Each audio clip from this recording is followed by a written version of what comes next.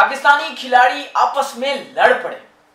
जी हाँ, हैरान हो रहे हैं आप ये खबर सुन के कि पाकिस्तानी खिलाड़ी, पाकिस्तानी टीम के खिलाड़ी जो इस वक्त अमेरिका में मौजूद हैं, वर्ल्ड कप खेलने में मसरूफ है, उसके दो खिलाड़ी आपस में लड़ पड़े हैं।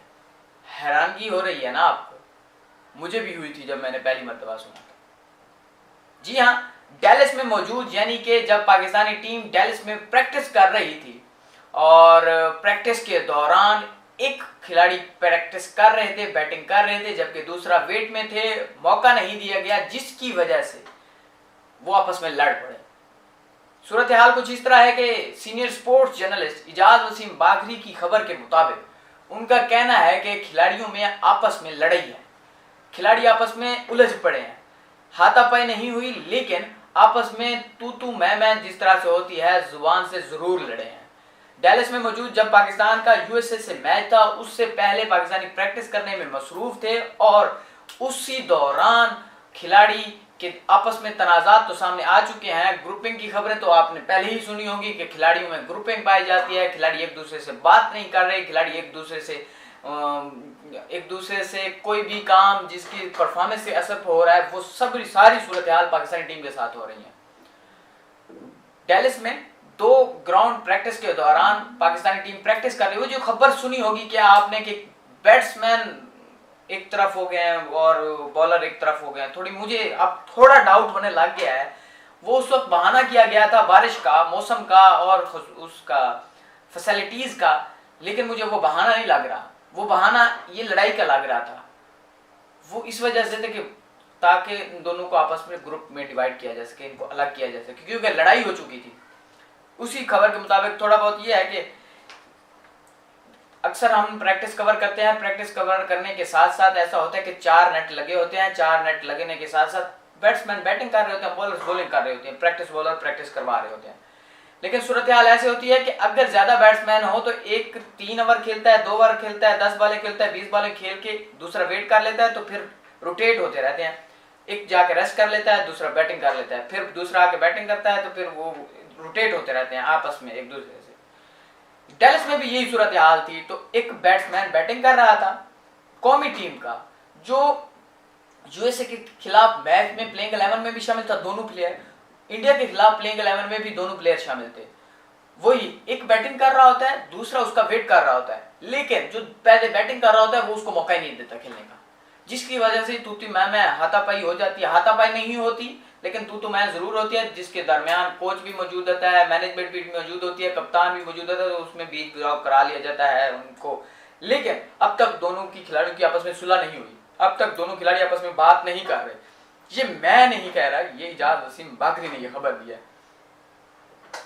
अब देखते हैं कि ये खबर किस हद तक ठीक है, किस हद तक नहीं है, लेकिन इजाज वसीम बाकरी ने यह खबर जरूर दी है कि खिलाड़ियों में आपस में इख्तलाफ है। और इस सब की जिम्मेदारी, सबका नुकसान ये हो रहा है कि पाकिस्तान वर्ल्ड कप में बुरी परफॉर्मेंस से हार रहा है। यूएसए से भी हार गया, उसके साथ पाकिस्तान इंडिया से भी हार गया। कनाडा के खिलाफ जीत का कोई असर नहीं हो रहा, आगे बारिशें होनी है, उससे हार जीत से कोई फर्क नहीं पड़ा। पाकिस्तान अपना बोरिया बिस्तर गोल करके वापस आ जाएगा वर्ल्ड कप के बाद। वर्ल्ड कप का सुपर 8 मरहला अभी तो मजा आएगा ना वर्ल्ड कप सुपर 8 में, और पाकिस्तान बाहर आ जाएगा। ये सूरत हाल पाकिस्तान टीम के साथ चल रही है। अब देखते हैं कि क्या ये हकीकत पर मबनी है, क्या नहीं है, ये मिच्योर होती हैं, किस हद तक मिच्योर होती हैं।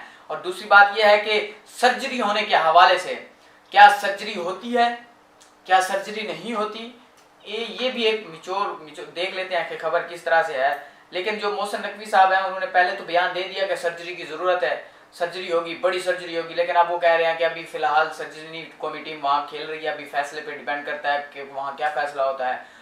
वो जो ज़कात अशरफ साहब ने भी इसी तरह से किया था, टीम वर्ल्ड कप में खेल रही थी, तो वहीं पे 1-2 मैच हारने के साथ उन्होंने स्टेटमेंट दी थी कि इसकी जिम्मेदारी मैनेजमेंट और उसी के साथ साथ टीम पे होती है, हम कप्तान पे होती है, हमारे ऊपर नहीं है। तो इसी तरह से मोहसिन नकवी को भी मशवरा दिया गया कि आप कौन सी गलती कर रहे हैं, तो ऐसी गलती ना करें। तो इस वजह से थोड़ी बहुत उन्होंने अपनी गलती की इस्लाह किया और उसने कहा कि अभी टीम खेल रही है, परफॉर्मेंस पे बाद में बात करेंगे, रिपोर्ट पे बात करेंगे, लेकिन अभी टीम को सपोर्ट की जरूरत है और सपोर्ट करनी चाहिए। लेकिन जिस तरह से इजाज वसीम बाकरी ने खबर दी है, तो उसमें यह भी कहा जा रहा है कि मोहम्मद रिजवान और बाबर आजम को भी डोमेस्टिक में भेजे जाने का इम्कान है। उसी के साथ साथ इफ्तिखार अहमद को, शादाब खान को, आजम खान को और जो दीगर दूसरे खिलाड़ी हैं उन सबको डोमेस्टिक में खेले भेजने का इम्कान जाहिर किया जा रहा है ताकि वो डोमेस्टिक में जाएं और वहाँ पे खेलें।